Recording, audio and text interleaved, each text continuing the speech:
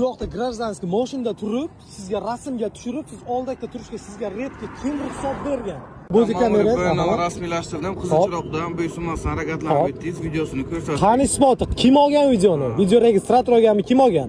Ichki ishlar xodimi, yo'l harakat xavfsizlik xodimi mashina ichida turib, qizilda o'tganini rasmga tushirib, 2 kilometrdan keyin o'tirgan xodimga tashlab berib, to'xtat, mana buni to'xtat, mana buni to'xtat, shunaqaga. Siz unga aytib Respublikamizda, O'zbekiston Respublikamizda shunaqaga ruxsat berilganmi?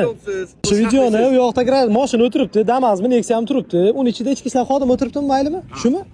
Ichki ishlar xodimi u yoqda rasmga tushiribdi, to'g'rimi? Shunday aka. Nima qilish kerak o'zi? Yo'q, keyin mana 2 kilometrdan keyin to'xtat shunaqa. Shunaqa qonun bormi O'zbekistonda? Bormi ruxsat? Videosi bilan ko'rsamizki, yana kelishgan. Sizlarga shunaqa ruxsat berilganmi? Svetofordan o'tganda u yoqda o'tirasan, ana shu o'tirasan, mashina ichida o'tirasan, hech kim ko'rmasin, grajdanskiy mashinada o'tirasan.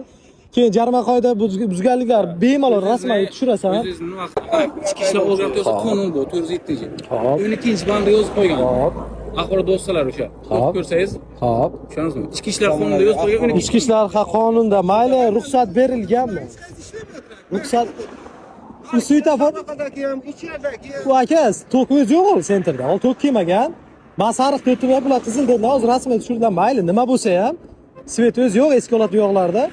Ana bak. Kameraga vaqtda kelib qo'shilmay iltimosdan. Ha, bu ham fuqaro aka ham haydab mashina haydovchisi-ku. Bular ham dokumentlar bergansiz.